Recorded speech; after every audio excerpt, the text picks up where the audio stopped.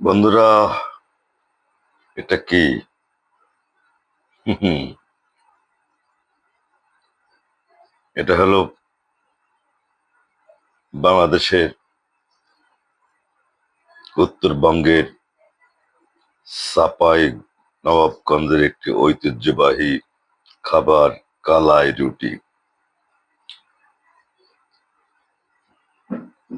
এটা না খেলে আসলে বোঝানো যাবে না। বিশেষ করে যারা আমাদের দক্ষিণবঙ্গের মানুষ, তাদের তো জানারই কথা না যে কালাই রুটি সেটা কি। হম সেই স্বাদ। যারা বাসায় তৈরি করবেন তাদের উদ্দেশ্যে বলছি, কালাই রুটি বলতে আমরা দক্ষিণবঙ্গের মানুষ যেটারে ঠিকরি কলাই বলি, ওইটা আতপ চালের আটা, পানি, লবণের সংমিশ্রণ দিয়ে সুন্দর করে তৈরি করা হয়। এবং এটা একটা এই চাঁপাইনবাবগঞ্জের প্রত্যেকটা বাজার শহর আপনি যেখানেই পাবেন, সন্ধ্যার পরে কিন্তু এটা প্রচুর পরিমাণে প্রচুর পরিমাণে বিক্রি হয়। এবং যার বাসা বাড়িতে আপনি মেহমান হিসেবে যাবেন, এটা একটা কমন খাবার হিসেবে কিন্তু আপ্যায়ন করে থাকে।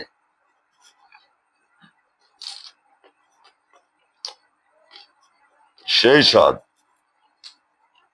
দেখেন, আমি মাছের গোসি মাছ, যেটা বাইন মাছ বলি আমরা, ছোট বাইন গুতি মাছ, এই যে সজনা এবং আলু দিয়ে রান্না, এবার এই অঞ্চলের স্পেশাল একটা মশলা।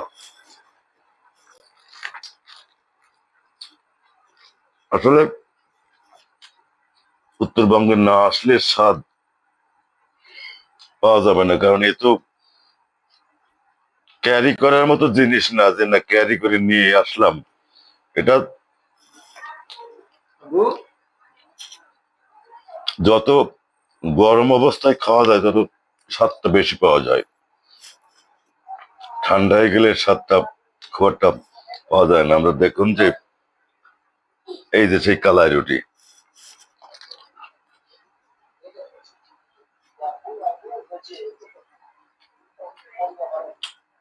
এই অঞ্চলের খুবই জনপ্রিয়।